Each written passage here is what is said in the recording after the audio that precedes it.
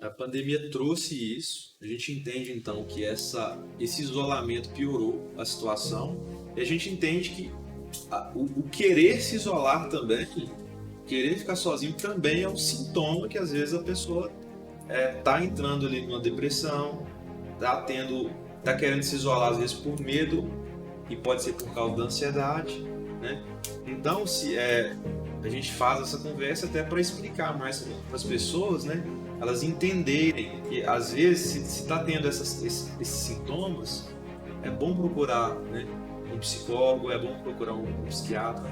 E aí fica aí o nosso site, né? Que é a Psiclê, a gente tem que falar que é o atendimento online, www.psiclê.com.br. O atendimento online, a Silvana mesmo relatou aqui pra gente que houve essa teleconsulta, ajudou muito.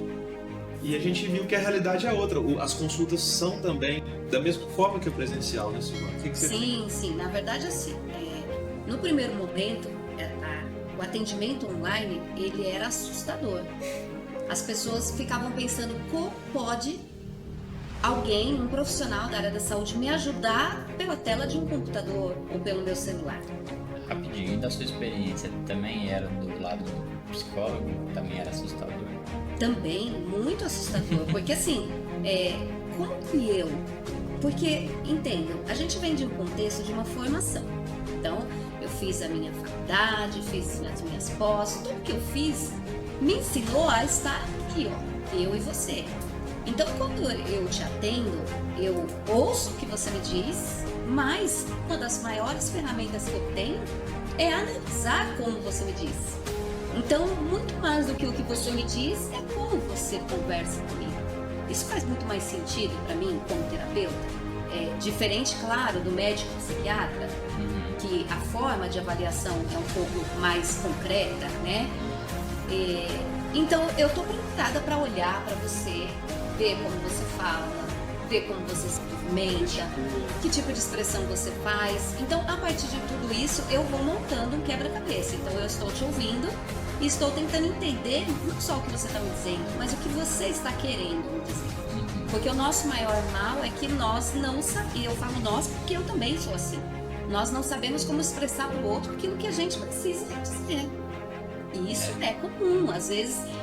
vocês como médicos sabem, às vezes o paciente chega, você pergunta o que você está sentindo, ele fica, tá difícil de eu explicar. Ele busca como explicar para você, e a gente está falando de uma coisa física. Então ele está sentindo uma dor, mas aí ele fala a dor é aqui, mas às vezes ela passa para cá. Então, mas é que eu sinto ela aqui, e às vezes ela dá uma pontada aqui, não é isso?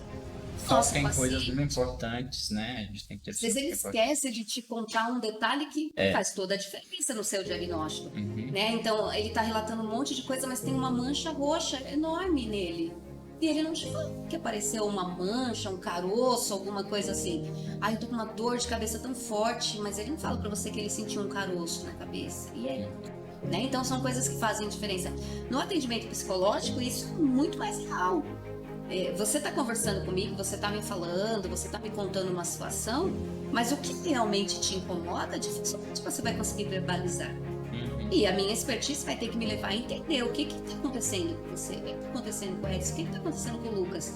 Peraí, ele está me trazendo esse relato, mas ao mesmo tempo que ele me fala que isso está tudo bem, ele tá ali, ele tá apertando a mão, né? Ele tá se beliscando. Então, poxa, o que tá acontecendo com ele? Faz uma linguagem corporal, né? E eu tô aqui de frente pra você, então eu tô vendo tudo isso. Aí, de repente, alguém fala pra mim, olha, a partir de agora você vai atender online.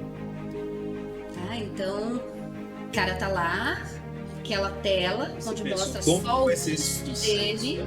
Como é que vai ser esse processo, né? Então, nesse primeiro momento, eu particularmente fui buscar me especializar, me profissionalizar, me treinar para esse atendimento. Então, eu fui correndo em busca de cursos online. Então, eu fiz cursos online que me ensinaram como atender online.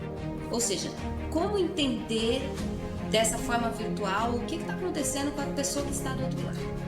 E, principalmente, como ensiná-lo a também fazer valer aquele momento que ele está comigo.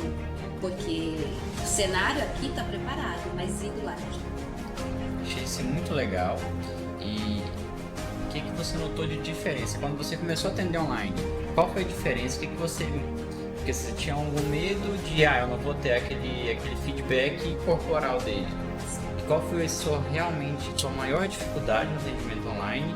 E como você superou? Como foi a experiência de fato?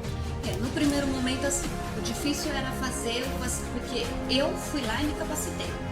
Então eu sabia que no momento que eu estava atendendo online, eu estava numa sala, como se eu estivesse no meu consultório, não tinham pessoas passando, não tinha nenhum som externo que pudesse me atrapalhar. Então é o meu paciente, é 1 hora de sessão, é 1 hora. O mundo é dele, o meu mundo é dele. Só que eu não sabia se o dele era meu. Então assim, o maior desafio no começo foi que o paciente ele sentava ali para o atendimento e você percebia que ele estava conversando com você e de repente ele olhava de lado, olhava do outro, fazia assim para alguém, então você percebia que tinha alguém que estava chamando a atenção dele, ou aquelas pessoas, que deixam o WhatsApp conectado no computador e faz aquele barulhinho. Aí ele perde a atenção.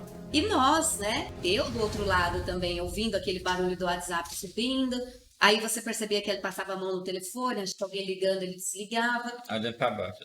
O maior desafio, porque assim, eu preciso que o paciente participe do processo comigo, É 50-50, metade de cada um a responsabilidade.